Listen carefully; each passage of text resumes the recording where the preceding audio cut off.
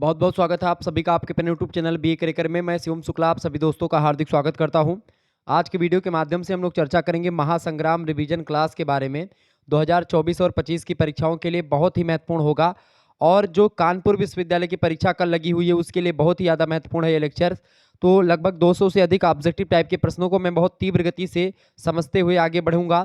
तो revision class है ये समाजशास्त्र की, बीए फोर्थ सेमेस्टर का एक प्रकार से इसके बाहर कुछ नहीं आएगा। अगर कानपुर विश्वविद्यालय, महात्मा गांधी काशी विद्यापीठ, एमजेपीआरयू या ऐसे किसी भी विश्वविद्यालय में आप पढ़ रहे हैं जिनमें परीक्षा ऑब्जेक्टिव होती है, राम मनोहर लोहिया में जो माइनर पेपर ऑब्जेक्टिव होता है उसके लिए भी यही लेक्चर महत्वपूर्ण है। तो आप इस वीडियो को पूरा देख लीजिएगा, कुछ इससे बाहर नहीं आने वाला है। कुछ भी नहीं पढ़ा तो आप इस वीडियो को देख लीजिएगा। समाजशास्त्र बीए फोर्थ सेमेस्टर से बनने वाले समस्त प्रश्नों को इस वीडियो के माध्यम से मैं चर्चा करूंगा। भारत में सामाजिक समस्याएं और विकास के मुद्दे आपके जो है बीए के फोर्थ सेमेस्टर में आपको पढ़ना पड़ता है। Social problems and issues of development in India. अब आइए जानने का प्रयास करते हैं कौन कौन से प्रश्न आपकी परीक्षा में आ सकते हैं। तीव्र गति से मैं आगे बढ़ने का प्रयास करूंगा। फटाफट से आप लोग वीडियो को लाइक और चैनल पर करना है तो सब्सक्राइब करते रहिएगा। विश्व ओजोन दिवस जो है कब मनाया जाता है बताइएगा। विश्व ओजोन दिवस कब मनाया जाता है? विश्व ओजोन दिवस जो मनाया जाता है 16 सितंबर को मनाया जाता है। ऑप्शन नंबर इसका ए करेक्ट आंसर होगा। अगला प्रश्न है, संयुक्त राष्ट्र संघ ने सतत विकास के कितने लक्ष्यों को घोषित किया था? संयुक्त राष्ट्र संघ ने सतत विकास के कितने लक्ष्यों को घोषित किया था भैया? 17 लक्ष्यों को घोषित किया था। बी ऑप्शन इसका करेक्ट आंसर होगा। अगला प्रश्न है, विस्थापन के प्रमुख कारण क्या हैं? विस्थापन क्यों लोग करते हैं एक स्थान से दूसरे स्थान पर? जनसंख्या वृद्धि अगर हो जाती तो भी लोग एक प्रकार से विस्थापन करते हैं, जलवायु परिवर्तन होता है तो, और आर्थिक विकास, ये तमाम प्रकार के फैक्टर हैं जो कि विस्थापन के कारणों में आते हैं। डी ऑप्शन ये सभी राइट आंसर होगा। अगला क्वेश्चन है, विस्थापन के मुख्यतः कितने प्रकार होते हैं? विस्थापन के मुख्यतः 5 प्रकार होते हैं। सी ऑप्शन इसका करेक्ट आंसर होगा। पुनर्वास शब्द की उत्पत्ति किस शब्द से हुई है? तो पुनर्वास शब्द की उत्पत्ति हुई है बिलिटा से। ठीक, किससे हुई है बिलिटा शब्द से। ऑप्शन नंबर इसका ए करेक्ट आंसर होगा। अगला क्वेश्चन आपकी स्क्रीन पर आ चुका है, पारिस्थितिकी के अध्ययन की वास्तविक शुरुआत कब से मानी जाती है? पारिस्थितिकी यानी इकोलॉजी के अध्ययन की शुरुआत जो है वो 1685 से मानी जाती है। ए ऑप्शन करेक्ट आंसर होगा। पारिस्थितिकी के सिद्धांत कौन से हैं? पारिस्थितिकी के सिद्धांत में सामुदायिक पारिस्थितिकी, आवासीय पारिस्थितिकी और स्वपारिस्थितिकी, ये तीनों आती हैं। Option number D correct answer होगा उपरोक्त सभी। अगला प्रश्न, निम्नलिखित में से विस्थापन के कौन से कारक हैं? विस्थापन के कौन से कारक हैं भैया? फटाफट से आप बताएंगे।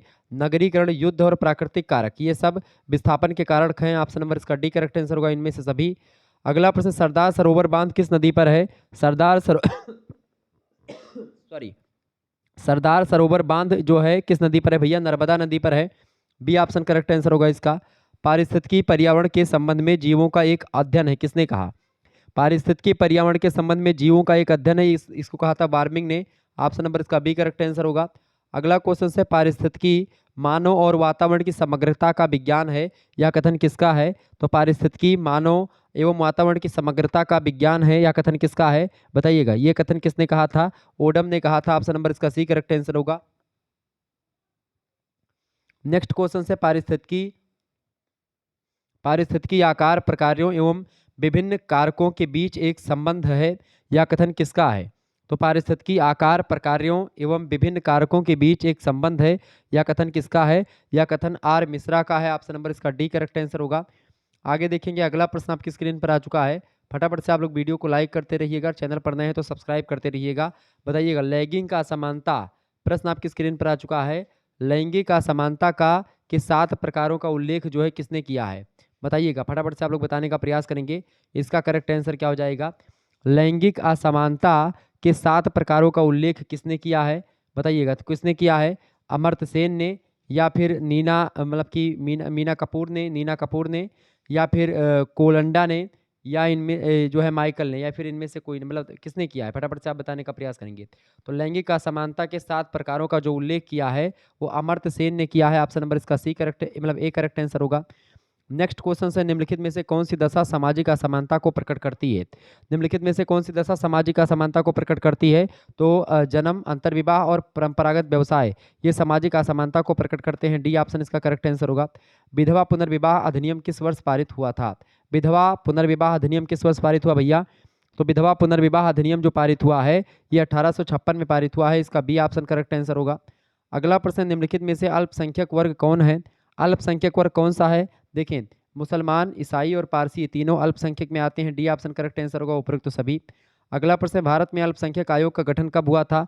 भारत में अल्पसंख्यक आयोग का जो गठन हुआ था वो 1978 में हुआ था। ऑप्शन नंबर इसका सी करेक्ट आंसर होगा। अगला प्रश्न है, मातृवंशीय जनजाति निम्न में से कौन सी है? मातृवंशीय वंशीय जनजाति खारिया जनजाति है।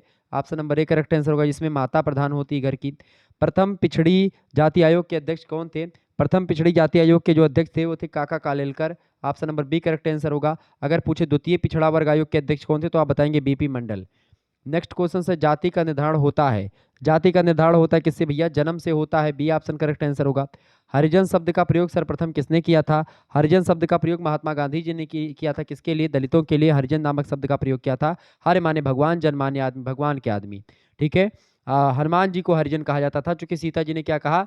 हरिजन जान प्रीति अति गाढ़ी और सजल नयन पुलकावल बाड़ी। जब उन्होंने जाना कि भगवान के आदमी हैं तो बहुत ज़्यादा एक प्रकार से जो है प्रेम का प्रस्फुटन हुआ और हनुमान जी को अजर अमर का आशीर्वाद दे दिया माता सीता ने। ठीक है, तो हरिजन माने बहुत प्यारा शब्द है।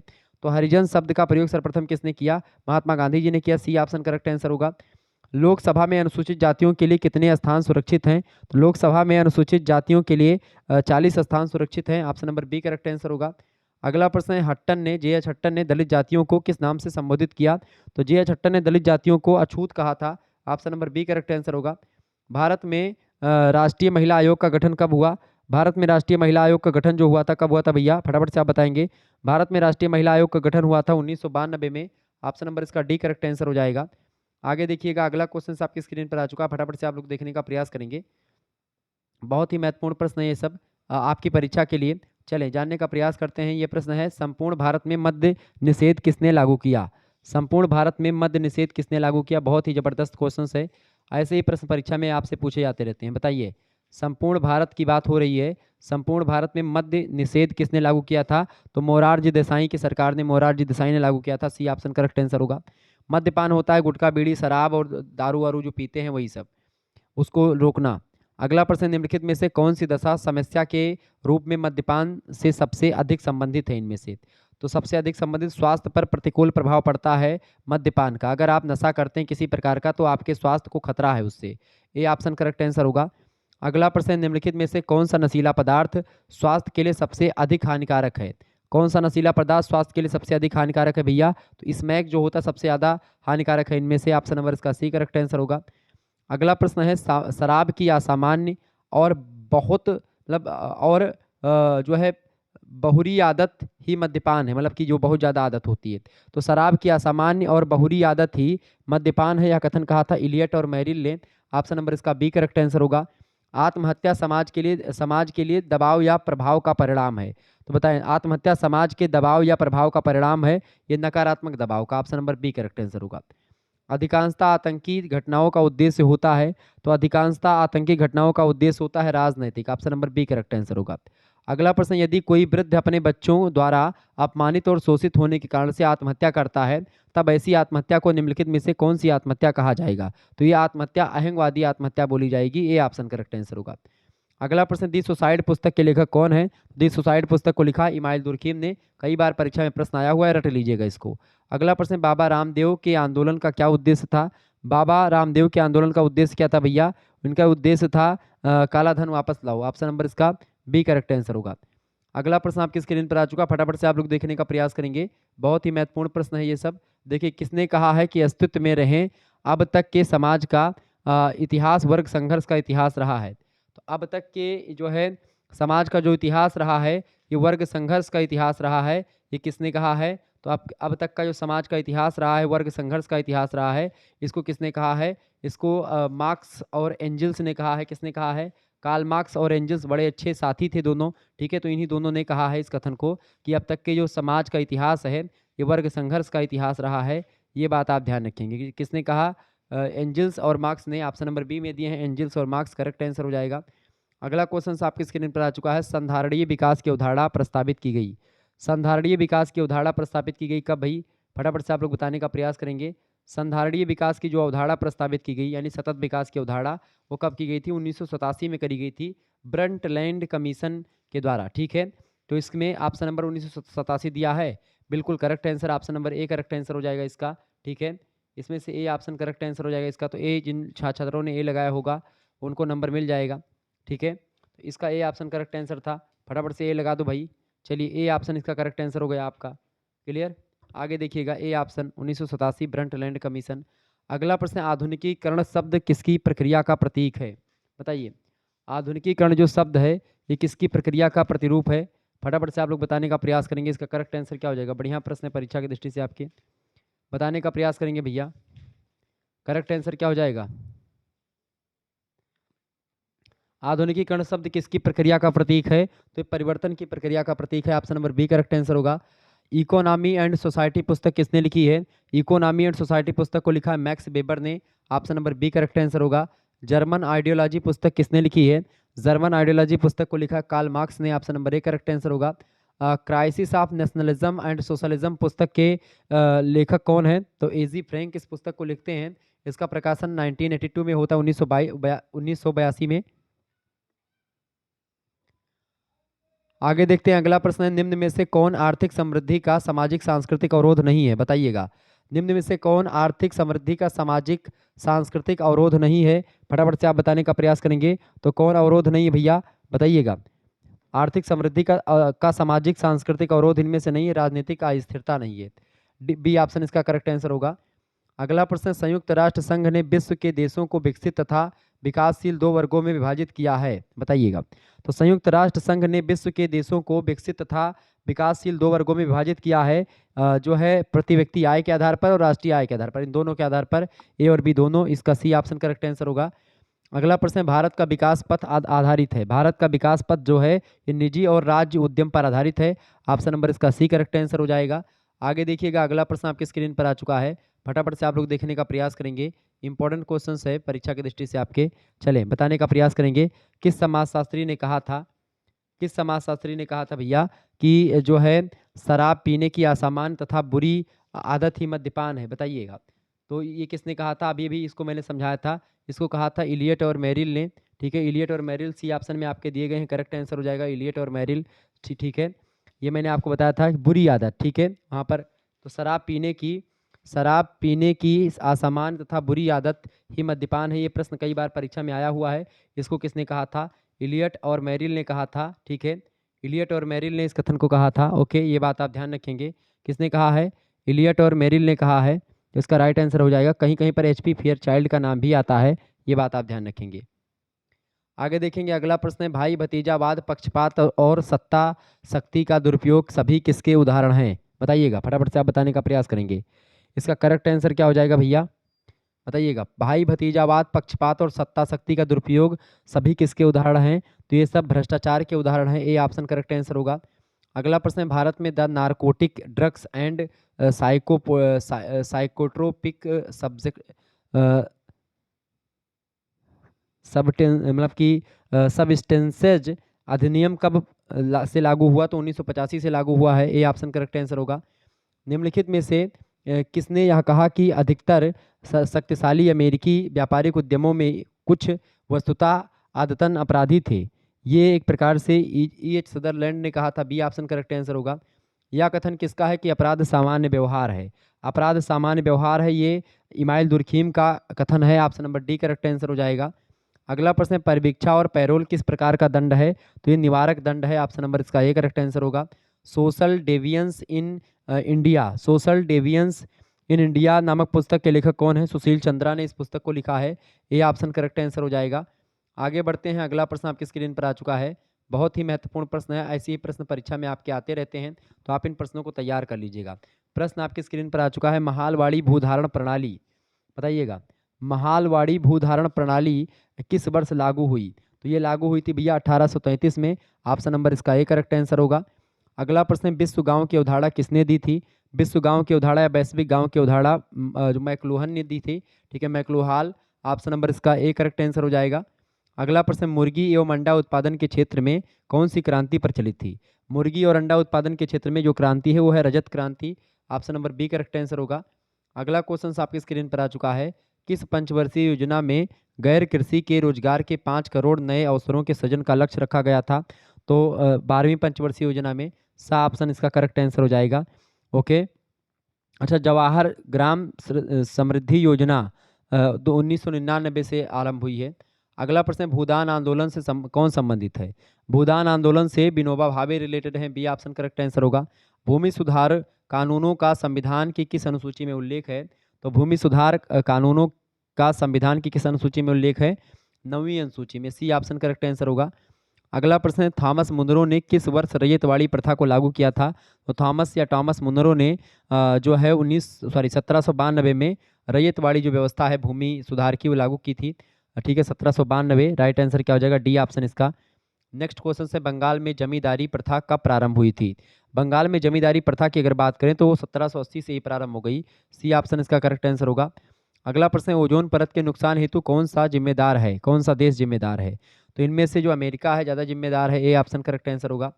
अगला क्वेश्चन आपके स्क्रीन पर आ चुका है पर्यावरण के जैविक और अजैविक घटकों का अध्ययन इनमें से किसके अंतर्गत किया जाता है? पर्यावरण के जैविक और अजैविक घटकों का अध्ययन इनमें से किसके अंतर्गत किया जाता है? तो इकोलॉजी के अंतर्गत करा जाता है, इसका सी ऑप्शन करेक्ट आंसर होगा।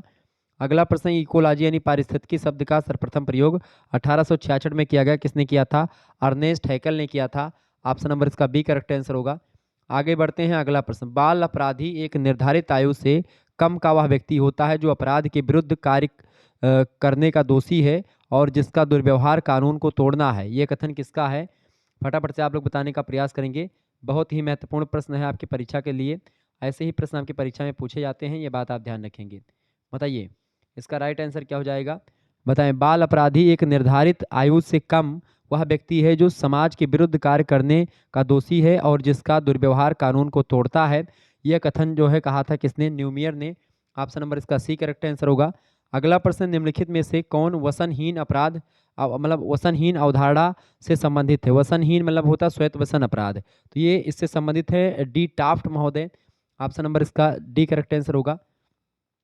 अगला क्वेश्चन से किसने श्वेत वसन अपराध को सामाजिक और वैधानिक अपराध कहा? तो सामाजिक और वैधानिक अपराध इसको जे हाल ने कहा था। ऑप्शन नंबर इसका सी करेक्ट आंसर होगा। बाल अधिनियम भारतवर्ष में कब लागू हुआ? बाल अधिनियम जो लागू हुआ था 1960 में लागू हुआ है, ए ऑप्शन करेक्ट आंसर होगा। श्वेत वसन अपराध की अवधारणा किस वर्ष प्रचलित हुई? श्वेत वसन और श्वेत वसन की अवधारणा जो है, अपराध की अवधारणा जो प्रचलित में आई वो आई कब? 1939 से। Option number C correct answer होगा। रीडिंग इन क्रिमिनोलॉजी पुस्तक के लेखक कौन है? रीडिंग इन क्रिमिनोलॉजी पुस्तक के लेखक कौन है भैया? डी ड्रेसलर महोदय हैं। ऑप्शन नंबर इसका बी करेक्ट आंसर होगा। अगला प्रश्न आपकी स्क्रीन पर आ चुका, फटाफट से आप लोग देखने का प्रयास करेंगे। किशोर न्याय बालकों की देखभाल और संरक्षण अधिनियम 2015 के अनुसार बाल कल्याण समिति का गठन का अधिकार किसके पास है? बताएं, फटाफट से आप लोग बताने का प्रयास करेंगे। तो ये राज्य सरकार के पास है, सी ऑप्शन करेक्ट आंसर होगा। श्वेत वसन अपराध का कारण क्या है? श्वेत वसन अपराध का कारण है भौतिकता, बिल्कुल राइट आंसर हो जाएगा बी ऑप्शन। भौतिक प्रतिष्ठा आप देखते हैं लगातार बढ़ती जाती है, भौतिकता के कारण से होता है। अगला प्रश्न है कौन अपराध को दिखाने वाली संस्कृति का परिणाम है? अपराध को दिखाने वाली संस्कृति का परिणाम है टाफ्ट, ठीक है महोदय। Option number D correct answer होगा। अपराधों को रोकने के उपाय कौन से हैं? अपराधों को रोकने के कई उपाय हैं। उचित मार्गदर्शन मिले बच्चों को तो वो अपराधी नहीं बनेंगे, शिक्षा अगर अच्छी मिलेगी तो अपराधी नहीं बनेंगे, जनसंख्या नियंत्रण भी हो जाएगा तो भी अपराधी बहुत ज़्यादा कम हो जाएंगे। डी ऑप्शन करेक्ट आंसर होगा इसका उपरोक्त सभी। सर्वप्रथम ब्रोस्टल स्कूल की स्थापना कहाँ पर हुई थी? तो ब्रोस्टल स्कूलों की स्थापना जो हुई थी वो कहाँ पर हुई थी भैया? मद्रास में हुई थी। ये बात ध्यान रखें। ब्रोस्टल स्कूल के जन्मदाता कौन है? ए आर ब्राइस हैं, ठीक है, ये बात आप ध्यान रखेंगे। अगला प्रश्न आपकी स्क्रीन पर आ चुका है, फटाफट से आप लोग देखने का प्रयास करेंगे। इंपॉर्टेंट क्वेश्चन है। भारत में वित्तीय वर्ष है, भारत में वित्तीय वर्ष कब से कब तक है भाई? फटाफट से आप लोग बताने का प्रयास करेंगे। भारत में वित्तीय वर्ष की अगर बात करें तो भारत में वित्तीय वर्ष 1 अप्रैल से 31 मार्च। ऑप्शन नंबर इसका का करेक्ट आंसर होगा। अगला प्रश्न है जो है आंद्रे ग्रुंडर फ्रैंक संबंधित हैं, तो बताएं आंद्रे ग्रुंडर फ्रैंक किससे संबंधित हैं? निर्भरता के सिद्धांत से संबंधित हैं। 1971 में निर्भरता का सिद्धांत दिया। विश्व गांव की अवधारणा संबंधित है, विश्व वैश्विक गांव की अवधारणा मार्शल मैक्लुहान से संबंधित है। गा ऑप्शन इसका करेक्ट आंसर होगा। इनमें से कौन सी समिति की विशेषता नहीं है? तो समिति की विशेषता अस्थायी प्रकृति नहीं होती। समितियां भंग होती रहती हैं। समिति अस्थायी प्रकृति की होती है, व्यक्तियों का एक समूह होता है, ऐच्छिक सदस्यता इसमें होती है। अगला प्रश्न है कम्युनिकेशन मतलब कम्युनिस्ट मैनिफेस्टो नामक पुस्तक के लेखक कौन है? कम्युनिस्ट मैनिफेस्टो पुस्तक को किसने लिखा है? कार्ल मार्क्स ने लिखा है। इसका बी ऑप्शन करेक्ट आंसर हो जाएगा। एक बात मैं आपको यहीं पर बता दूं, अगर आपको कानपुर विश्वविद्यालय में आप पढ़ रहे हैं और communication skill and personality development जो आपका 6 सेमेस्टर का को करिकुलर है, या आपका जो 4th सेमेस्टर में को करिकुलर है फिजिकल एजुकेशन एंड योगा, और इसके अलावा 2nd सेमेस्टर का को करिकुलर आपका फर्स्ट एड एंड हेल्थ, ठीक है, इन सभी की वीडियोस आपको मिल जाएंगी को करिकुलर मास्टर यूट्यूब चैनल पर। तो आप सभी लोग को करिकुलर मास्टर यूट्यूब चैनल को सब्सक्राइब कर लीजिएगा। चलिए अगला प्रश्न है, कम्युनिस्ट मैनिफेस्टो नामक पुस्तक के लेखक कौन है? तो इसको लिखा है कार्ल मार्क्स ने। ऑप्शन नंबर खा करेक्ट आंसर होगा। A scientific theory of culture पुस्तक के लेखक कौन है? फटाफट से आप लोग बताने का प्रयास करेंगे। तो a scientific theory of culture पुस्तक को लिखा है मैलिनोवस्की ने। ऑप्शन नंबर इसका गा करेक्ट आंसर होगा। आगे देखेंगे, द सोशल आर्डर नामक पुस्तक के लेखक, द सोशल आर्डर नामक पुस्तक के लेखक कौन है? रॉबर्ट बीर स्टीड है। ऑप्शन नंबर इसका गा करेक्ट आंसर होगा। अगला प्रश्न, फोकबेज पुस्तक किसने लिखी है? फोकबेज पुस्तक ने लिखी किसने लिखी? ग्राह समनर ने लिखी है। घा ऑप्शन इसका करेक्ट आंसर होगा। नौकरशाही शब्द का प्रयोग किसने किया? नौकरशाही शब्द का प्रयोग किया था मैक्स वेबर ने। ऑप्शन नंबर इसका का करेक्ट आंसर होगा। ये सब प्रश्न आपकी परीक्षा के लिए बहुत ही महत्वपूर्ण है, ध्यान रखेंगे। अगला प्रश्न आपकी स्क्रीन पर आ चुका है, सोशल डेवलपमेंट पुस्तक के लेखक, सोशल डेवलपमेंट पुस्तक के लेखक कौन है? फटाफट से आप लोग बताने का प्रयास करेंगे, बताइएगा। तो सोशल डेवलपमेंट पुस्तक किसने लिखी है? अच्छा, वेल्थ ऑफ नेशन पुस्तक किसने लिखी है? एडम स्मिथ ने लिखी है। सोशल डेवलपमेंट पुस्तक की अगर बात की किसने लिखी भैया, फटाफट से आप लोग बताने का प्रयास करेंगे। राइट आंसर क्या हो जाएगा? सोशल डेवलपमेंट पुस्तक के लेखक, बहुत ही जबरदस्त पुस्तक है ये। सोशल डेवलपमेंट पुस्तक को लिखा है किसने भैया? हॉब हाउस ने। ऑप्शन नंबर सा करेक्ट आंसर होगा। हमेशा प्रश्न आता है। अगला प्रश्न है, सामाजिक विकास के निम्नलिखित में से कौन से पहलू हैं? बताइए, सामाजिक विकास के निम्नलिखित में से कौन से पहलू हैं? सामाजिक विकास के पहलुओं में स्वास्थ्य, शिक्षा और परिवार, ये तीनों शामिल है। डी ऑप्शन करेक्ट आंसर होगा, उपयुक्त सभी। अगला प्रश्न है, एच चोडक ने विकास शब्द का प्रयोग कितने अर्थों में किया है? तो एच मतलब कि एस चोडक ने विकास शब्द का प्रयोग जो है वो 4 अर्थों में किया है। बी ऑप्शन करेक्ट आंसर होगा। द आइडिया ऑफ प्रोग्रेस पुस्तक के लेखक कौन है? द आइडिया ऑफ प्रोग्रेस पुस्तक को लिखा है जिन्सबर्ग ने। ऑप्शन नंबर सा करेक्ट आंसर होगा इसका। अगला प्रश्न, सामाजिक विकास की क्या विशेषताएं हैं? सामाजिक विकास की क्या विशेषताएं भैया? सामाजिक विकास की क्या विशेषताएं? सार्वभौमिकता, सततता और गतिशीलता, ये तीनों विशेषताएं किसकी हैं? सामाजिक विकास की। ऑप्शन नंबर इसका डी करेक्ट आंसर होगा, इनमें से सभी। कौन सा विकास प्रमुख क्षेत्र नहीं है? बताएं, कौन सा विकास का प्रमुख क्षेत्र नहीं है इनमें से? देखिए, आर्थिक क्षेत्र, सामाजिक क्षेत्र और प्रौद्योगिकी क्षेत्र से विकास के क्षेत्र हैं। भ्रष्टाचार कोई विकास का क्षेत्र नहीं है, तो इसका सी ऑप्शन करेक्ट आंसर होगा। अगला प्रश्न है, निम्नलिखित में से कौन सा विकास का अवरोधक नहीं है? विकास का रोकने वाला है, विकास के मार्ग में बाधा कौन नहीं है इनमें से? देखिए, शिक्षा का प्रसार कोई बाधा नहीं है। साधनों का अभाव बाधा उत्पन्न करती है। सांप्रदायिकता भी बाधा उत्पन्न करती है विकास में। और धार्मिक अंधविश्वास भी विकास के क्षेत्र में बाधा उत्पन्न करता है। शिक्षा का प्रसार जो है विकास में महत्वपूर्ण भूमिका निभाता है। अगला प्रश्न, प्रथम पंचवर्षीय योजना का समय कौन सा है? प्रथम पंचवर्षीय योजना 1951 से 1956। Option number A correct answer हो जाएगा इसका। अगला प्रश्न है, विकास के प्रमुख क्षेत्र कौन कौन से हैं? तो विकास के प्रमुख क्षेत्रों में सामाजिक, आर्थिक और औद्योगिक, ये तीनों क्षेत्र विकास के ही हैं। डी ऑप्शन करेक्ट आंसर होगा, इनमें से सभी। विकास का कौन सा सूचक नहीं है इनमें से? विकास के सूचकों में क्या शामिल नहीं है? देखिए, आर्थिक नियोजन, जीवन स्तर और नागरिक स्वास्थ्य, ये तीनों विकास के सूचक हैं, जबकि जनसंख्या वृद्धि विकास का सूचक नहीं है। तो बी ऑप्शन इसका राइट आंसर होगा। अगला क्वेश्चन आप देखेंगे, चले चैनल को सब्सक्राइब कर दीजिएगा। इस नए चैनल को बीए करिकुलर चैनल पर आप वीडियो देख रहे हैं तो इसको सब्सक्राइब कर दीजिएगा। बाकी शुक्ला स्टडी पॉइंट पर और वीडियोस हैं, लेकिन अगर आप इस वीडियो को पूरा देख लेंगे तो आपको और कहीं पर भटकने की जरूरत नहीं पड़ेगी। हालांकि आप जो है क्वेश्चन पेपर अगर देखना है तो आप प्लेलिस्ट में जाकर के देख लीजिएगा। अगला प्रश्न, निम्नलिखित में से किसमें जीवन प्रत्याशा एवं स्वास्थ्य संबंधी सम्मिलित है? निम्नलिखित में से किसमें जीवन प्रत्याशा और स्वास्थ्य सम्मिलित है? तो मानव विकास में। ऑप्शन नंबर इसका बी करेक्ट आंसर होगा। विकास का क्या अर्थ होता है? विकास का अर्थ होता है भैया गुणात्मक परिवर्तन, ठीक है, क्वालिटी में परिवर्तन। सी ऑप्शन राइट आंसर होगा। आगे देखते हैं, अगला प्रश्न आपकी स्क्रीन पर आ चुका है, निम्नलिखित में से कौन सा तत्व मर्टन के विचलन के विश्लेषण में शामिल नहीं है? बताइएगा, फटाफट से आप लोग बताने का प्रयास करेंगे। बहुत ही महत्वपूर्ण प्रश्न आपकी स्क्रीन पर आ चुका है। ऐसे ही प्रश्न परीक्षा में आपके आते हैं। बताएं, निम्नलिखित में से कौन सा तत्व मर्टन के विचलन के विश्लेषण में शामिल नहीं है? तो विधिवाद नहीं शामिल है, बाकी अलगाव, आविष्कार और जो है स्टेटिज्म शामिल है। क्लियर। अगला प्रश्न, सामाजिक तथ्य की अवधारणा किसने दी है? सामाजिक तथ्य की अवधारणा दुर्खीम ने दी है। सोशल फैक्ट की बात कौन करता है? इमाइल दुर्खीम करते हैं। पॉजिटिव फिलोसॉफी पुस्तक किसने लिखी? बहुत महत्वपूर्ण प्रश्न, लगातार परीक्षा में प्रश्न आता है। पॉजिटिव फिलोसॉफी पुस्तक के लेखक हैं August Comte. Option number C correct answer होगा। समाजशास्त्र के जनक हैं अगस्त काम्टे, ये बात भी ध्यान रखेंगे। किसने कहा कि अपराधी बनाए जाते हैं? अपराधी बनाए जाते हैं किसने कहा था? सदरलैंड ने कहा था कि अपराधी बनाए जाते हैं। बी ऑप्शन करेक्ट आंसर होगा। निम्नलिखित में से कौन सी एक समिति नहीं है? समिति कौन सी नहीं इनमें से? देखें, श्रमिक संघ एक समिति है, फुटबॉल क्लब एक समिति है, छात्र संघ भी एक समिति है, ठीक है, जबकि पड़ोस जो है एक समिति नहीं है। डी ऑप्शन इसका राइट आंसर होगा। आगे देखिएगा, निम्नलिखित में से कौन समाजशास्त्र के स्वरूपात्मक संप्रदाय से संबंधित नहीं है? स्वरूपात्मक संप्रदाय से संबंधित कौन नहीं है? तो एल.टी. हाबहाउस नहीं है, बाकी जॉर्ज सीमेल, एफ टॉनीज और वान बिजे तीनों हैं संप्रदाय के स्वरूपात्मक संप्रदाय से रिलेटेड। अगला क्वेश्चन आप देखेंगे, निम्नलिखित में से कौन साइबर अपराध के प्रमुख आयाम हैं? साइबर अपराध के प्रमुख आयामों में साइबर पोर्न, क्रैकर्स, हैकिंग्स, रैकर्स ये सब शामिल हैं। तो इसका राइट आंसर क्या हो जाएगा? इसका राइट आंसर हो जाएगा 1, 2, 3, 4, बी ऑप्शन इसका करेक्ट आंसर होगा।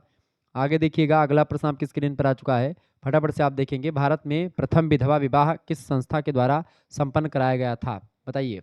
बहुत ही महत्वपूर्ण प्रश्न आपकी स्क्रीन पर आ चुका है। भारत में प्रथम विधवा विवाह जो है किस संस्था के द्वारा संपन्न करवाया गया था? तो भारत में प्रथम मतलब कि भारत में जो है प्रथम विधवा विवाह किस संस्था के द्वारा संपन्न करवाया गया? तो प्रार्थना समाज के द्वारा करवाया गया था। सी ऑप्शन इसका राइट आंसर होगा। अगला प्रश्न, विवाह विच्छेद का कौन सा कारण नहीं है? विवाह विच्छेद का कौन सा कारण नहीं है इनमें से?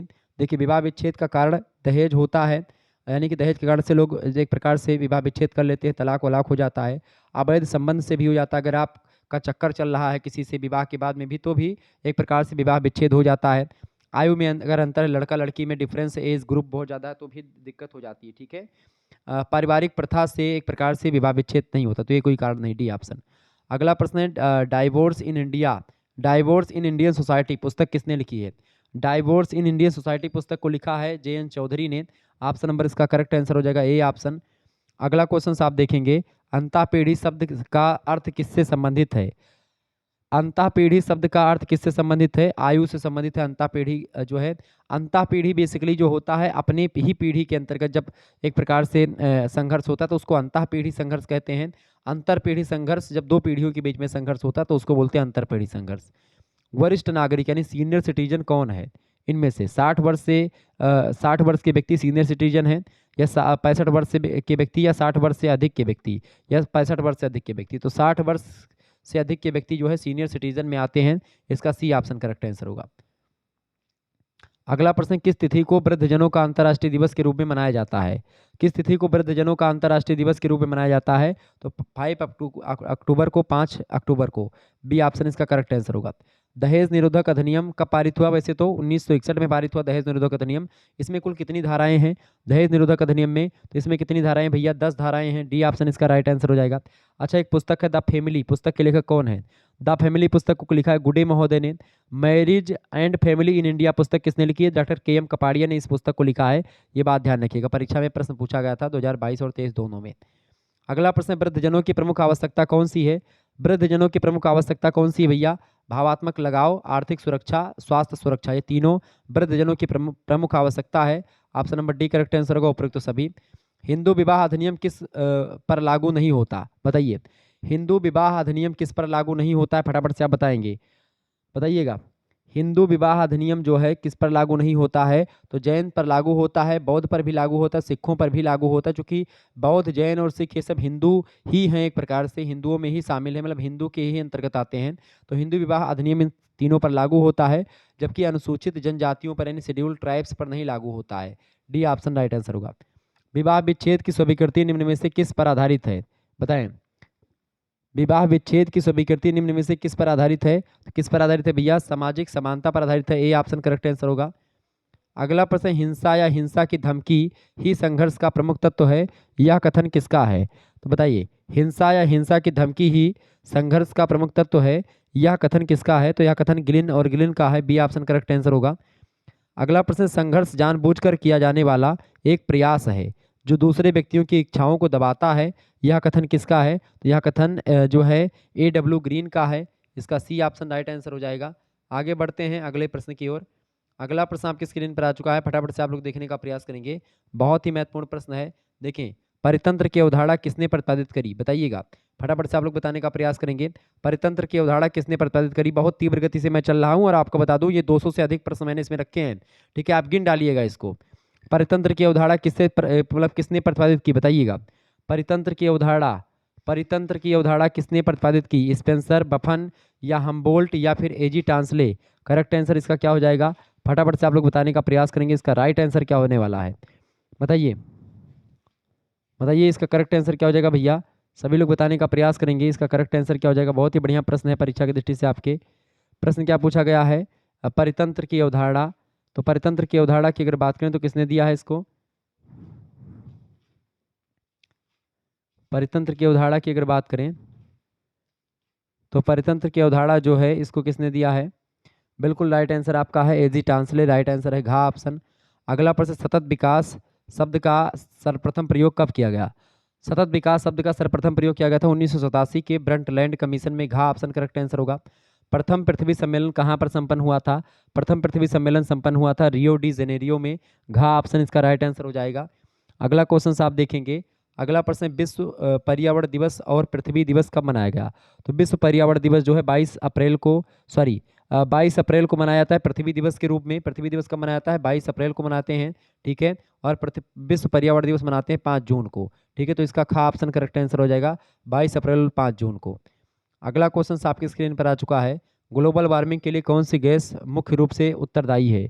मुख्य रूप से कौन सी गैस उत्तरदायी है ग्लोबल वार्मिंग के लिए, फटाफट से आप बताएंगे। तो CO2, O2 और ये सभी गैसें यानी कि नाइट्रोजन, ये सब जरूर जो है ग्लोबल वार्मिंग के लिए उत्तरदायी है, डी ऑप्शन। अगला प्रश्न, कियोटो प्रोटोकॉल का संबंध किससे है। कियोटो प्रोटोकॉल का संबंध जलवायु परिवर्तन से है, इसका का ऑप्शन करेक्ट आंसर होगा। ग्रीन हाउस गैस का क्या अर्थ है, ग्रीन हाउस गैस का क्या मतलब होता है। ग्रीन हाउस गैस का क्या अर्थ होता है, वायुमंडल के तापमान का बढ़ना, इसका गा ऑप्शन करेक्ट आंसर हो जाएगा, ठीक है। गा ऑप्शन इसका राइट आंसर होगा। आगे देखेंगे अगला प्रश्न, the political economy of growth पुस्तक किसने लिखी है। The political economy of growth, इस पुस्तक को किसने लिखा है, फटाफट से आप लोग बताने का प्रयास करेंगे। बहुत ही जबरदस्त क्वेश्चन है परीक्षा की दृष्टि से आपके, बताएं करेक्ट आंसर इसका क्या हो जाएगा। The political economy of growth पुस्तक को लिखा है पॉल बर्न ने। पॉल बर्न ने इस पुस्तक को लिखा, 1957 में इस पुस्तक का प्रकाशन हुआ है, ये बात भी आप ध्यान रखेंगे। अगला प्रश्न, the stages of economic growth पुस्तक किसने लिखी है। The stages of economic growth पुस्तक को लिखा रोस्टो ने, option number A correct answer होगा इसका। नेक्स्ट क्वेश्चन है, निम्नलिखित में से किस क्षेत्र को वालरस्टीन ने अपने विश्व व्यवस्था सिद्धांत में कोर यानी केंद्र के रूप में चिन्हित किया था, बताइए। तो निम्नलिखित में से किस क्षेत्र को वालरस्टीन ने अपने विश्व व्यवस्था सिद्धांत में कोर यानी केंद्र के रूप में चिन्हित किया है, उत्तर पश्चिम यूरोप को, ऑप्शन नंबर इसका सी करेक्ट आंसर हो जाएगा। आगे देखेंगे अगला प्रश्न आपकी स्क्रीन पर आ चुका है, मानवीय विकास की अवधारणा पर जोर दिया गया। मानवीय विकास की अवधारणा पर जोर दिया गया तो महबूब उल हक द्वारा और अमर्त्य सेन के द्वारा, इन दोनों के द्वारा, ऑप्शन नंबर इसका सी करेक्ट आंसर हो जाएगा, ए और बी दोनों के द्वारा। ये देखिए को करिकुलर मास्टर यूट्यूब चैनल को आप सब्सक्राइब कर लीजिएगा। आपकी यूनिवर्सिटी का जो पेपर आपका 26 तारीख को शायद पेपर है आपका को करिकुलर का, तो उसके लिए बहुत महत्वपूर्ण वीडियोस ऑलरेडी अवेलेबल हैं, तो आप इस वीडियो यहाँ पर जाकर के उन सभी वीडियोस को देख लीजिएगा, ठीक है। अगला प्रश्न है, जीडीपी का अर्थ क्या है।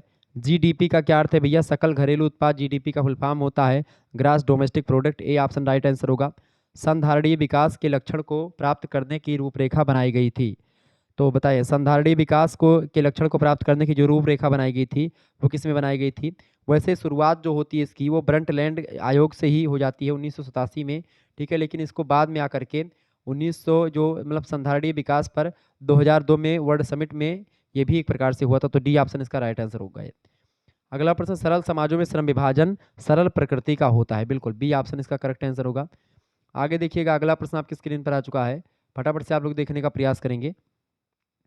प्रश्न अगला आपकी स्क्रीन पर आ चुका है, सभी लोग देखिएगा, बहुत ही महत्वपूर्ण प्रश्न है। चलिए बताने का प्रयास करेंगे। हमारा साझा भविष्य पत्र किस वर्ष जारी किया गया, बताइए। हमारा साझा, ये बढ़िया प्रश्न है, हमारा साझा भविष्य पत्र जो है किस वर्ष जारी किया गया, तो ये 1987 में जारी किया गया था, इसका बी ऑप्शन राइट आंसर होगा। अगला प्रश्न है, स्टॉकहोम पर्यावरण सम्मेलन। स्टॉकहोम पर्यावरण सम्मेलन जो है किस वर्ष आयोजित हुआ था, तो ये आयोजित हुआ था 5 से 6 जून को स्वीडन में 1972 को, ऑप्शन नंबर इसका सी करेक्ट आंसर होगा। विश्व प्रकृति संरक्षण नीति किस वर्ष बनाई गई थी। विश्व प्रकृति संरक्षण नीति जो बनाई गई है 1980 में बनाई गई थी, इसका डी ऑप्शन करेक्ट आंसर था। अगला प्रश्न आप देखेंगे, सतत विकास के लिए आवश्यक प्रमुख तत्व कौन से हैं। सतत विकास के लिए आवश्यक प्रमुख तत्व जो हैं आर्थिक व्यवस्था, समाज और पर्यावरण, ये सब हैं, ऑप्शन नंबर डी इनमें से सभी करेक्ट आंसर हो जाएगा। अगला प्रश्न, COP20 का आयोजन किस देश में हुआ था, तो COP20 का आयोजन जो हुआ था ये किस देश में हुआ है, फ्रांस में हुआ है, इसका option number C correct answer होगा। पृथ्वी 2 और पृथ्वी 3 क्रमशः किस वर्ष आयोजित किए गए थे? तो पृथ्वी 2 और पृथ्वी 3 जो है वो 2002 और 2012 में आयोजित किए गए थे। ऑप्शन नंबर इसका ए करेक्ट आंसर होगा। 2002 में पृथ्वी और 2003 में पृथ्वी 2। ठीक है।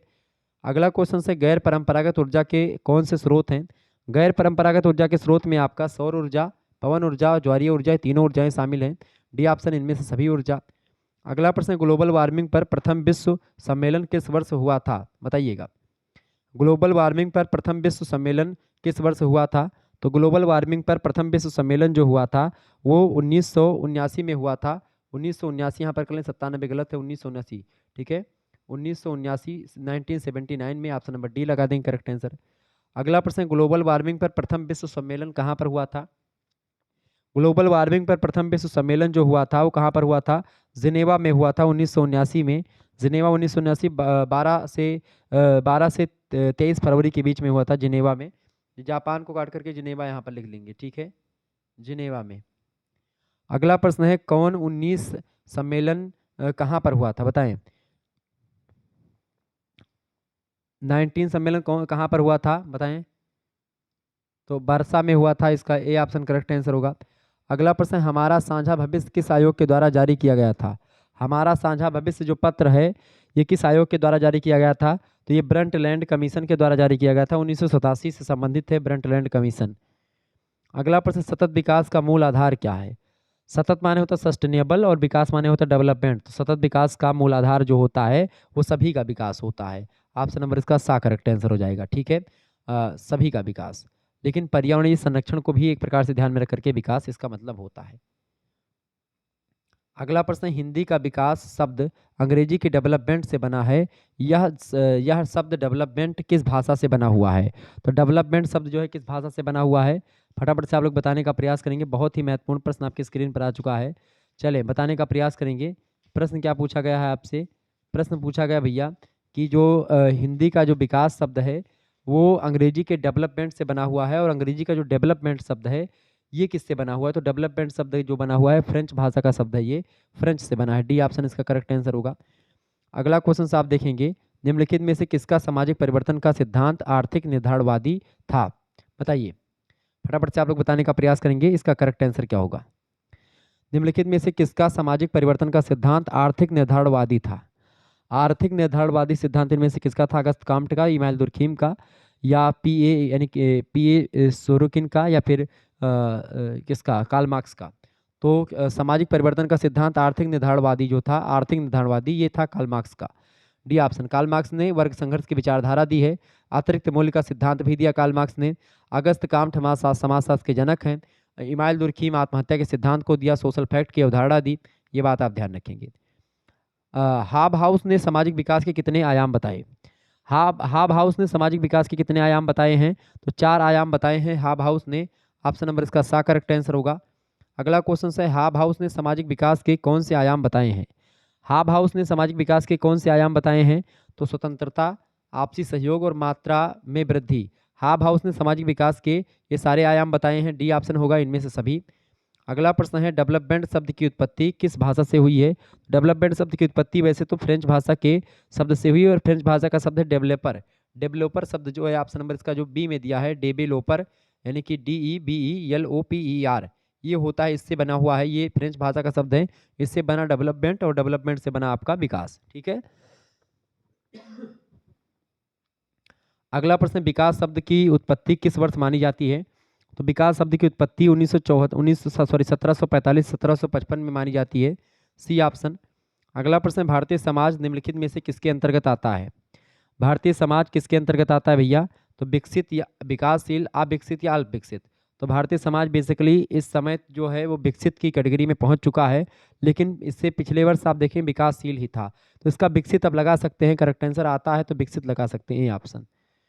अगला प्रश्न आपकी स्क्रीन पर आ चुका है, आर्थिक विकास का अर्थ प्रति व्यक्ति आय में वृद्धि से है, यह कथन किसका है? आर्थिक विकास का अर्थ प्रति व्यक्ति आय में वृद्धि से है, यह कथन किसका है? तो यह कथन आर्थर लेविस ने कहा था। ऑप्शन नंबर इसका डी करेक्ट आंसर होगा। अगला प्रश्न, मानव विकास के प्रमुख स्तंभ कौन से हैं? मानव विकास के प्रमुख स्तंभ कौन से हैं भैया? तो देखिए, उत्पादकता जो है, एक मिनट, मानव विकास के प्रमुख स्तंभ कौन से हैं? लिंग अनुपात, जनसंख्या, उत्पादकता या फिर स्वास्थ्य? बताएं। एक मिनट एक मिनट। मानव विकास के प्रमुख स्तंभ, तो इनमें से सतत पोषकता, समता, सशक्तिकरण, ये तीनों होंगे। ऑप्शन नंबर इसका डी करेक्ट आंसर होगा। अगला क्वेश्चन से मानव विकास का प्रमुख स्तंभ कौन सा है? इनमें से देखिए, इनमें से आपका है उत्पादकता, मानव विकास का प्रमुख स्तंभ। सी ऑप्शन इसका राइट आंसर होगा। एक बार वीडियो को लाइक कर दीजिएगा, चैनल पर अगर नए हैं तो सब्सक्राइब जरूर कर दीजिएगा। चलिए आगे देखने का प्रयास करते हैं। अगला क्वेश्चन आपके स्क्रीन पर आ चुका है, फटाफट से आप लोग देखने का प्रयास करेंगे। प्रश्न है, Sociology of Deviance in India पुस्तक के लेखक कौन है? फटाफट से आप लोग बताने का प्रयास करेंगे। राइट आंसर इसका क्या हो जाएगा? सभी लोग बताने का प्रयास करेंगे। बहुत ही महत्वपूर्ण पुस्तक है सोशल, क्या प्रश्न पूछा गया है? Sociology of Deviance in India. Sociology of Deviance in India पुस्तक किसने लिखी है? फटाफट से आप लोग बताने का प्रयास करेंगे। इस प्रश्न का उत्तर क्या हो जाएगा? योगेश अटल, सच्चिदानंद या फिर सुशील चंद्रा या A K Saran. Sociology of Deviance in India पुस्तक को लिखा है सुशील चंद्रा ने। डी ऑप्शन इसका राइट आंसर होगा। पेशेवर अपराधी अपना आपराधिक जीवन सापेक्षता अधिक आयु से प्रारंभ करते हैं, यह कथन किसका है?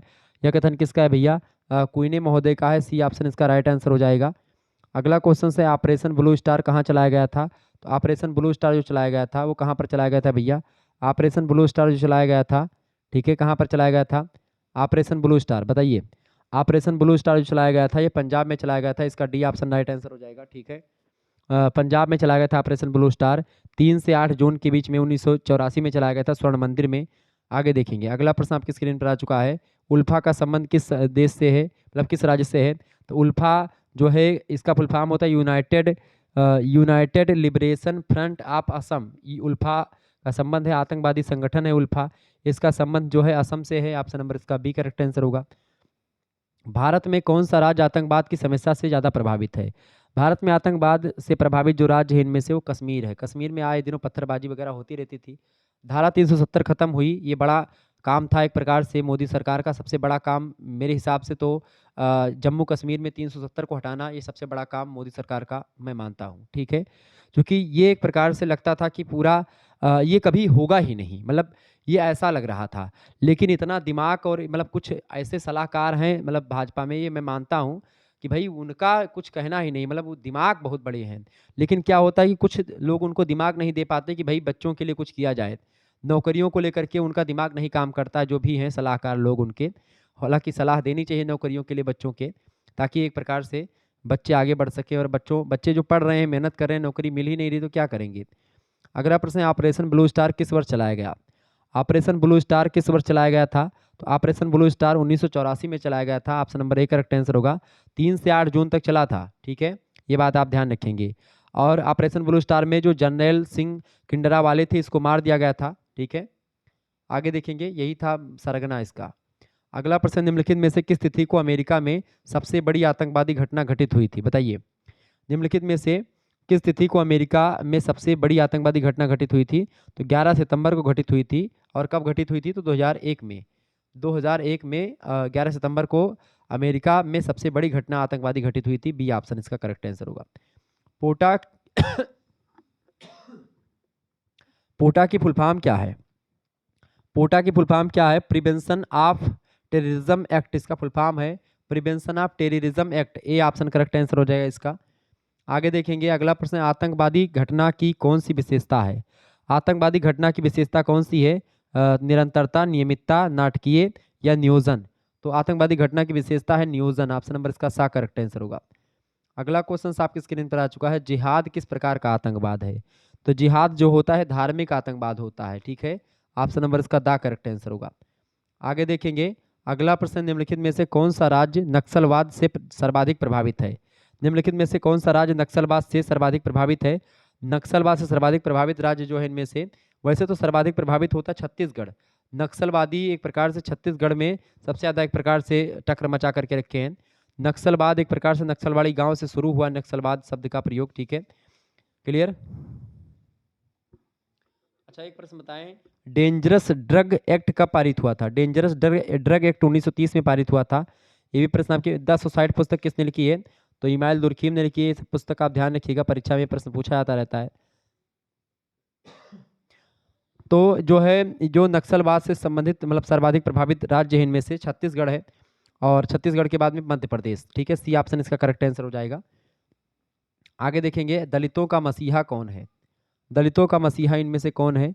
दलितों का मसीहा कौन है भैया? अंबेडकर हैं दलितों के मसीहा। ऑप्शन नंबर इसका सी करेक्ट आंसर होगा। तो दलितों के मसीहा कौन है? अंबेडकर। अच्छा, हरिजन शब्द का सर्वप्रथम प्रयोग किसने किया था? महात्मा गांधी जी ने किया था। ये बात आप ध्यान रखेंगे। Okay, clear? दलितों का मसीहा कौन है? तो वो है अंबेडकर, डॉक्टर भीमराव अंबेडकर। अगला प्रश्न है, कास्ट इन इंडिया पुस्तक के लेखक कौन है? वैसे तो कास्ट इन इंडिया पुस्तक को लिखा है जे छट्टन ने, ठीक है, और इमाइल कुरैशी ने भी जो है कास्ट इन इंडिया पुस्तक को लिखा है। लेकिन कास्ट इन इंडिया में यहाँ पर दोनों ऑप्शन में नहीं है। अब ऐसी स्थिति में क्या होगा? कास्ट इन इंडिया पुस्तक के लेखक भीमराव अंबेडकर भी हैं, लेकिन कास्ट इन इंडिया केवल पुस्तक नहीं इनकी। Caste in India Their Mechanism Genesis and Development, ये पुस्तक इनकी है, डॉक्टर भीमराव अंबेडकर की। कौन सी? Caste in India Their Mechanism Genesis and Development. ठीक है, तो ये पुस्तक है किसकी? अंबेडकर की। आगे देखिएगा, अगला प्रश्न है, निम्नलिखित में से कौन एक डॉक्टर अंबेडकर के अनुसार हिंदू समाज में फैली हुई असमानताओं का सबसे बड़ा कारण है? जाति व्यवस्था के नियम, या निम्न जातियों के शोषण, या कर्म का सिद्धांत, या उच्च जातियों का अहम? तो इसका करेक्ट आंसर होगा जाति व्यवस्था के नियम जो हैं ये हिंदू समाज में फैली हुई असमानताओं का सबसे बड़ा कारण है। इसका ए ऑप्शन करेक्ट आंसर होगा। किसने दीर्घकालिक और अल्पकालिक निर्धनता के प्रकार बताए हैं? दीर्घकालिक और अल्पकालिक निर्धनता के प्रकार किसने बताया है? तो वीवर ने बताया है इसको। ऑप्शन नंबर इसका ए करेक्ट आंसर होगा। अगला प्रश्न, किस राज्य ने सर्वप्रथम अंत्योदय योजना शुरू किया था? किस राज्य ने सर्वप्रथम अंत्योदय योजना शुरू किया? तो राजस्थान ने शुरू किया था। कब शुरू किया था? 25 दिसंबर 2000 को, 2000 ईस्वी में। Option number C correct answer होगा इसका। जवाहर योजना किस वर्ष प्रारंभ की गई? बताएं, जवाहर योजना किस वर्ष प्रारंभ की गई थी भैया? तो जवाहर योजना का प्रारंभ हुआ था 1 अप्रैल 1989 को। ऑप्शन नंबर इसका बी राइट आंसर होगा। आगे देखेंगे, अगला प्रश्न, poverty it's genesis and x मतलब कि एक्सोड्स, बताएं इस पुस्तक को किसने लिखा है? पावर्टी इट्स जेनेसिस एंड एक्सोड्स, इस पुस्तक को किसने लिखा है? गोडार्ड महोदय लिखा है। तो इसका डी ऑप्शन राइट आंसर था। अगला प्रश्न, कास्टा शब्द जो है किस भाषा का शब्द है? कास्टा शब्द जो है इससे बना कास्ट, और कास्ट माने होता है जाति। तो कास्टा शब्द का जो है ये किस भाषा का है? कास्टा शब्द पुर्तगाली भाषा का है। हमेशा प्रश्न पूछा गया है, ध्यान रखेंगे।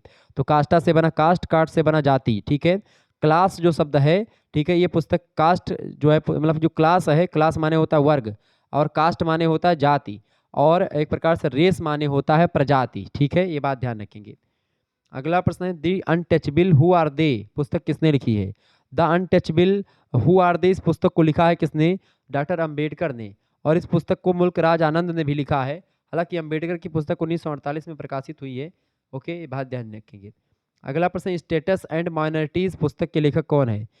स्टेटस एंड माइनॉरिटीज पुस्तक को किसने लिखा है? डॉक्टर अंबेडकर ने लिखा है। ये ऑप्शन इसका करेक्ट आंसर होगा। आगे देखेंगे, अगला प्रश्न आपकी स्क्रीन पर आ चुका है, निम्नलिखित में से किसने सबसे पहले दलित जातियों को अनुसूचित जनजाति मतलब अनुसूचित जातियों के नाम से संबोधित किया? यानी कि अनुसूचित जन मतलब अनुसूचित जातियां दलित जातियों को किसने कहा? तो डॉक्टर अंबेडकर ने कहा था। सी ऑप्शन इसका करेक्ट आंसर हो जाएगा। ओके, ये बात ध्यान रखिएगा। आगे बढ़ा जाए। अच्छा, जाति की 6 विशेषताएं किसने बताई हैं? तो जीएस घुरिये ने बताई हैं। ये बात आप ध्यान रखेंगे। ओके, आगे बढ़ा जाए, चलें। अच्छा बताओ, भारतीय संविधान में कितनी भाषाओं को मान्यता दी गई है? तो 22 भाषाओं को मान्यता दी गई भारतीय संविधान में। ओके, खेड़ा आंदोलन का संबंध किस राज्य से है? गुजरात से है। ये बात आप ध्यान रखेंगे, ये सब प्रश्न परीक्षा में आ सकता है। ओके, चलिए, प्रश्न अगला आपकी स्क्रीन पर आ चुका है। प्रश्न बहुत ही महत्वपूर्ण है आपकी परीक्षा के लिए, देखने का प्रयास करेंगे। स्वस्थ सखी योजना कार्यक्रम किस प्रदेश से संबंधित है? बताइए, स्वस्थ सखी योजना कार्यक्रम किस प्रदेश से संबंधित है? स्वस्थ सखी योजना, बहुत ही बढ़िया प्रश्न है। स्वस्थ सखी योजना कार्यक्रम जो है किस प्रदेश से रिलेटेड है? तो ये उत्तर प्रदेश से रिलेटेड है। ऑप्शन नंबर इसका सा करेक्ट आंसर होगा। महिला उत्थान नीति की घोषणा किस वर्ष की गई? महिला उत्थान नीति की घोषणा करी गई थी 2001 ईस्वी में। ऑप्शन नंबर इसका ए करेक्ट आंसर होगा। किस अनुच्छेद के अनुसार लोकसभा में महिलाओं के लिए स्थान आरक्षित रहेंगे? तो लोकसभा में महिलाओं के लिए स्थान आरक्षित रहेंगे 330 अनुच्छेद में कहा गया है। Option number B correct answer हो जाएगा। अगला प्रश्न, निर्भया कोष की व्यवस्था किस वर्ष की गई थी? निर्भया कोष की व्यवस्था किस वर्ष की गई थी? तो 16 दिसंबर 2013 को की गई थी। इसका डी ऑप्शन करेक्ट आंसर होगा। निर्भया कोष की मतलब कि निर्भया फंड की जो व्यवस्था करी गई थी। ठीक है, आगे देखेंगे। अगला प्रश्न है, महिलाओं के साथ छेड़छाड़ के विरुद्ध कौन सी धारा की सजा दिलाती है, बताइए।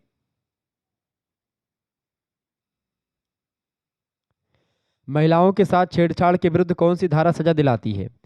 तो महिलाओं के साथ छेड़छाड़ के विरुद्ध जो है सजा दिलाती है धारा 354। ठीक है, 354 यहाँ पर कर लेंगे। 354 धारा जो है ये महिलाओं के साथ छेड़छाड़ के विरुद्ध कौन सी धारा? तो 354 धारा, 354 नंबर धारा। आईपीसी, आईपीसी मतलब इंडियन पीनल कोड, जो भारतीय दंड संहिता है, उसको उर्दू में ताजरात हिंद भी कहा जाता है। अगला प्रश्न, सती प्रथा समाप्त अधिनियम किस वर्ष पारित हुआ? सती प्रथा समाप्त अधिनियम पारित हुआ था 1829 में। विलियम बेंटिक की एक प्रकार से, विलियम बेंटिक उस समय वारसराय थे और जो है अथक प्रयास किया था राजा राम मोहन राय ने। उनके अथक प्रयासों से सती प्रथा को एक प्रकार से खत्म किया गया। अगला प्रश्न है, लियान क्या है? लियान जो है ये तलाक का एक प्रकार है, तलाक है, इसका डी ऑप्शन करेक्ट आंसर होगा। वह विवाह विच्छेद जो आपसी सहमति पर आधारित होता है तथा एक दूसरे को कोई मुआवजा नहीं देना पड़ता है, उस प्रकार के तलाक को क्या कहते हैं? तो वो होता है मुबारत नाम का तलाक। सी ऑप्शन करेक्ट आंसर होगा। अच्छा, जो एक प्रकार से तलाक या विवाह विच्छेद, जो विवाह विच्छेद तलाक का मतलब एक ही होता है। ठीक है, डिवोर्स इसको बोलते हैं, डाइवोर्स। तो डाइवोर्स की व्यवस्था हिंदुओं में नहीं थी, ये मुसलमानों में डाइवोर्स होता है। क्योंकि जो विवाह जो है संस्कार होगा, ऐसे देखिए हिंदू मैरिज एक प्रकार से एक संस्कार है, संस्कार का भी भंग नहीं होता, पहली बात। तो ये एक प्रकार से विवाह विच्छेद हिंदुओं की कोई प्रथा नहीं है, ये प्रथा ईसाइयों की है, मुसलमानों की है। ठीक है, मुस्लिम धर्म में आप देखेंगे तो विवाह विच्छेद वहाँ पर, यानी कि तलाक की बात वहीं पर होती है। कई प्रकार के तलाक के बारे में बताया गया है मुस्लिम धर्म में। ठीक है, तो हिंदुओं में विवाह विच्छेद जो आया 1954 के अधिनियम से आया है। 1954 विशेष विवाह अधिनियम और विवाह अधिनियम पारित हुआ, उससे आया है। ठीक है, ये बात आप ध्यान रखेंगे। ओके, चूंकि मुस्लिम मैरिज क्या है, एक कॉन्ट्रैक्ट है। मुस्लिम मैरिज इज अ कॉन्ट्रैक्ट, ईसाई मैरिज भी एक कॉन्ट्रैक्ट, एक समझौता होता है। तो समझौता कभी भी भंग हो सकता है, ओके, लेकिन संस्कार भंग नहीं होता है। कहते हैं 7 जन्मों का रिश्ता माना जाता है। अगला प्रश्न, बाल श्रम। अगला प्रश्न आपकी स्क्रीन पर आ चुका है। बाल श्रम अधिनियम, बाल श्रम निषेध अधिनियम किस वर्ष पारित हुआ था? तो बाल श्रम निषेध अधिनियम पारित हुआ था कब भैया? 1986 में। ए ऑप्शन करेक्ट आंसर होगा। दहेज मांगने का अधिकार निम्न में से किसको प्राप्त है? तो किसी को नहीं प्राप्त है, दहेज मांगने का अधिकार ही नहीं प्राप्त है किसी को, ना रिश्तेदारों को, ना ही मित्रों को, ना ही माता पिता को। आगे देखिएगा, अगला प्रश्न, 1986 के दहेज विरोधी अधिनियम में कितने वर्ष की सजा दी जा सकती है? तो 1986 में दहेज विरोधी अधिनियम जो आया था, इसमें 5 वर्ष की सजा मिल सकती है। अगला प्रश्न, निम्न में से कौन सा दहेज प्रथा से संबंधित नहीं है? दहेज प्रथा से रिलेटेड जनसंख्या वृद्धि नहीं है, बेमिल विवाह, बाल विवाह और आत्महत्या ये संबंधित है। अगला क्वेश्चन आप देखेंगे, प्रश्न है, भारतीय संविधान में अल्पसंख्यक समूह कौन सा है? भारतीय संविधान में अल्पसंख्यक समूह कौन सा भाई? फटाफट से आप लोग बताने का प्रयास करेंगे।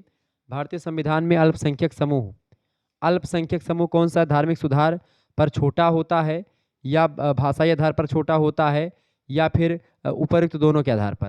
तो देखिए धार्मिक सुधार पर छोटा हो, धार्मिक सुधार पर छोटा होता है, इसका ए ऑप्शन करेक्ट आंसर होगा। अगला प्रश्न है, भिन्न संजातीय विशेषताओं वाले समूह को क्या कहते हैं? भिन्न संजातीय विशेषताओं वाले समूह को क्या कहते हैं भैया? अल्पसंख्यक कहा जाता है, इसका ए ऑप्शन करेक्ट आंसर होगा। अगला प्रश्न है, मुस्लिम समुदाय में धार्मिक पृथकतावाद का संबंध है, मुस्लिम समुदाय में धार्मिक पृथकतावाद का संबंध है असुरक्षा से, ऑप्शन नंबर इसका बी करेक्ट आंसर होगा। अगला प्रश्न है, भारत में अल्पसंख्यक समूह की विशेषता है, भारत में अल्पसंख्यक समूह की विशेषता क्या है? जो सांस्कृतिक दृष्टि से भिन्न हो, ठीक है, जो बहुसंख्यक के अधीन हो, जिसके ऊपर अधिकार कम हो, ऐसा नहीं है। अधिकार बहुसंख्यक के अधीन नहीं हो, ये कोई नहीं है। अल्पसंख्यकों की समूह की विशेषता जो सांस्कृतिक दृष्टि से भिन्न हो, ये ऑप्शन करेक्ट आंसर होगा। भारत में सबसे अधिक जनसंख्या वाला राज्य, भारत में सबसे अधिक जनसंख्या वाला राज्य है उत्तर प्रदेश अपना, option number C correct answer होगा। भारत में दलित जाति किससे कहते हैं? भारत में दलित जाति किसे कहते हैं? तो शोषित जातियों को दलित जाति कहते हैं, ऑप्शन नंबर इसका बी करेक्ट आंसर होगा। मंडल आयोग के अध्यक्ष कौन थे? मंडल आयोग के अध्यक्ष थे भैया बीपी मंडल। मंडल आयोग जो है ये द्वितीय पिछड़ा वर्ग आयोग है, ये बात भी ध्यान रखेंगे, बीपी मंडल इसके अध्यक्ष थे, सी ऑप्शन करेक्ट आंसर होगा। पिछड़े वर्ग को 27% आरक्षण कब प्रदान किया गया? पिछड़े वर्गों को 27% आरक्षण जो है ओबीसी को कब मिला? तो 1992 में मिला था, ऑप्शन नंबर इसका बी करेक्ट आंसर होगा। प्रथम पिछड़ा वर्ग आयोग का गठन कब किया गया था?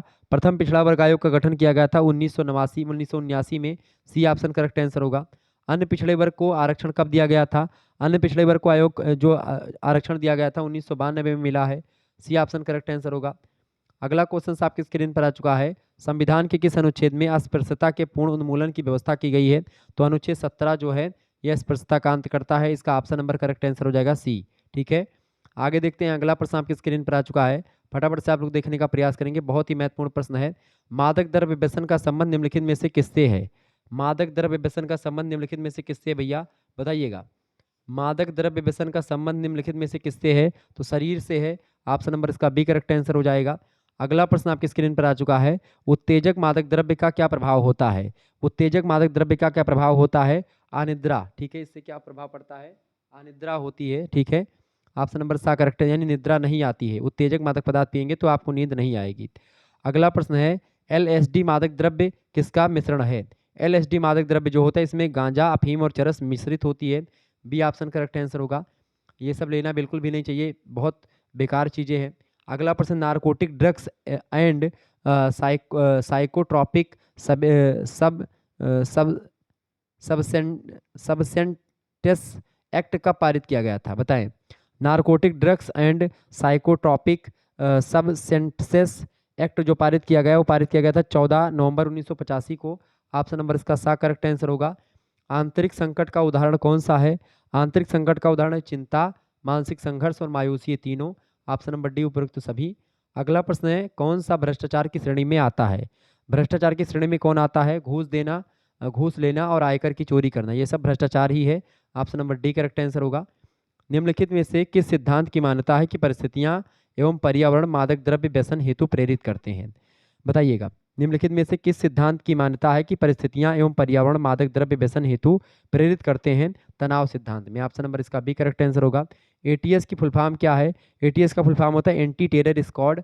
Option number A correct answer होगा, एंटी टेरर स्क्वाड। ठीक है, नेक्स्ट क्वेश्चन है, जैविक युद्ध से कौन सा संबंधित है?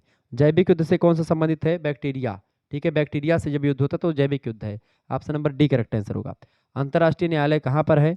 अंतर्राष्ट्रीय न्यायालय जो है ये द हेग में है। ऑप्शन नंबर इसका बी करेक्ट आंसर होगा।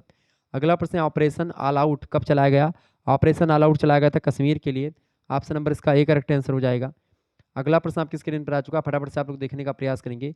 इंपॉर्टेंट क्वेश्चन है, एक बार वीडियो को लाइक और चैनल पर करना है तो सब्सक्राइब कर दीजिएगा। बीए करेकर यूट्यूब चैनल को आप सभी लोग सब्सक्राइब कर दीजिएगा, ये चैनल आपकी परीक्षा के लिए ही बनाया गया है। अगला प्रश्न, नेशनल क्राइम रिकॉर्ड ब्यूरो की स्थापना किस वर्ष की गई थी? बताइएगा, फटाफट से आप लोग बताने का प्रयास करेंगे। इसका करेक्ट आंसर क्या हो जाएगा? बहुत ही बढ़िया प्रश्न है। प्रश्न पूछा गया है, नेशनल क्राइम रिकॉर्ड ब्यूरो की स्थापना कब की गई थी? 1986 में करी गई है। बी ऑप्शन इसका राइट आंसर होगा। किसने 16 से 18 वर्ष की आयु से कम के सभी अपराधी को बाल अपराधी कहा है? तो 16 से 18 वर्ष की आयु से कम के सभी अपराधी को बाल अपराधी सदरलैंड मानते हैं। सी ऑप्शन करेक्ट आंसर होगा इसका। अगला प्रश्न, किसने कहा कि अपराध गलत या बुरी संगति का परिणाम है?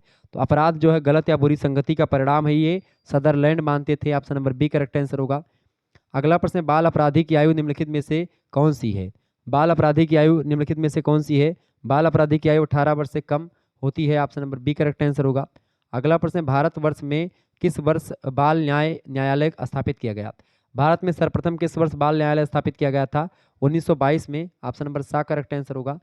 अगला प्रश्न, किस विद्वान ने अपराधी उप संस्कृति की अवधारणा दी है? अपराधी उप संस्कृति की अवधारणा किसने दी है? तो क्लोवर्ड और ओहिन ने। ऑप्शन नंबर इसका ए करेक्ट आंसर होगा।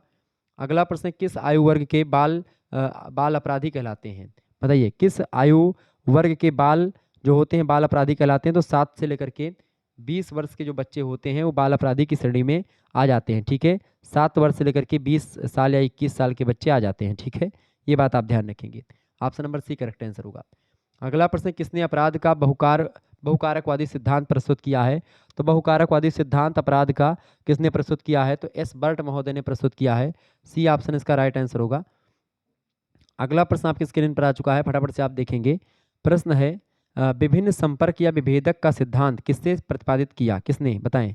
विभिन्न संपर्क या विभेदक का सिद्धांत किसने प्रतिपादित किया है? तो सदरलैंड ने प्रतिपादित किया है। इसका करेक्ट आंसर हो जाएगा ए ऑप्शन। आगे देखेंगे, निम्नलिखित में से कौन सा व्यवहार अपराध है? निम्नलिखित में से कौन सा व्यवहार अपराध है? गैर कानूनी व्यवहार जो होता है वही अपराध होता है। Option number A correct answer होगा इसका। अगला प्रश्न, संदर्भ समूह की अवधारणा किसने दी है? संदर्भ समूह की अवधारणा आर.के. मार्टन ने दी है। ऑप्शन नंबर इसका डी करेक्ट आंसर होगा। बहुत ही महत्वपूर्ण प्रश्न है, 100% परीक्षा में आता रहता है। आगे देखिएगा, अगला प्रश्न है, ब्रोस्टल स्कूल के जन्मदाता कौन है? ब्रोस्टल स्कूल के जन्मदाता कौन है? A.R. ब्राइस। ऑप्शन नंबर इसका डी करेक्ट आंसर होगा। ठीक है, ब्रोस्टल स्कूल की स्थापना सर्वप्रथम भारत में कहाँ पर हुई थी? मद्रास में हुई थी।